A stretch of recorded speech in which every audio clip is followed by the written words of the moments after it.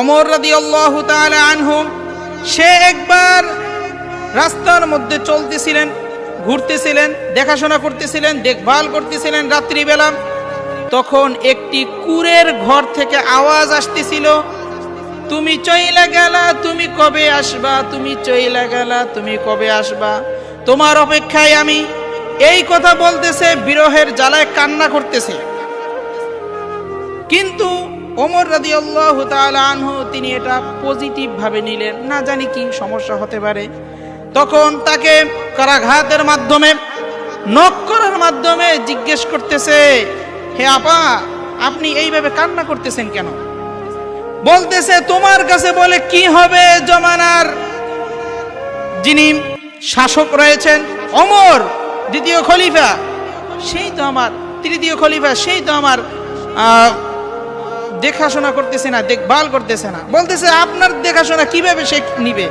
বলতেছে, সে আমার স্বামীকে সৈনিক হিসেবে অন্য রাষ্ট্রে পাঠিয়ে দিয়েছে, সপ্তাহ মাস বছর চলে যাচ্ছে, আমার স্বামীকে ফেরত পাঠাচ্ছে না, আমি সেই বিরহে কান্না করতেছি। তখন ওমর রাদিয়াল্লাহু তাআলা আনহু দেরি না করে বাসায় চলে আসলেন এবং তার কন্যা হাফসা রাদিয়াল্লাহু তাআলা আনহাকে বললেন, হে হাফসা, তুমি লজ্জা পেও না, তোমাকে এখন আমি একটি এমন কথা জিজ্ঞেস করব, তুমি সঠিক রিপ্লাইটা আমাকে দিবা।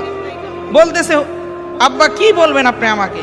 বলতেছে, তুমি বলো তো, স্বামী ছাড়া একজন স্ত্রী মোটামুটি কতদিন অপেক্ষা করতে পারে, কয়দিন?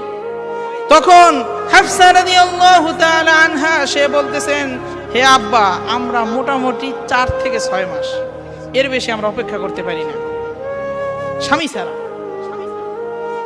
তারপরে ওমর রাদিয়াল্লাহু তাআলা আনহু তিনি বললেন যে, আমার সৈনিক তোমরা যারা আছো, প্রতি 4 থেকে 6 মাস পর পরই তোমরা ছুটি পাবে। সুবহানাল্লাহ। তারপর থেকে আবার ছুটির প্রোগ্রামটা চলে আসে, ছুটি নেওয়া শুরু করে সবাই। এর মাধ্যমে আমরা বুঝতে পারলাম স্বামী কোনোভাবেই বিদেশ চলে যেতে পারে না স্ত্রীকে রেখে।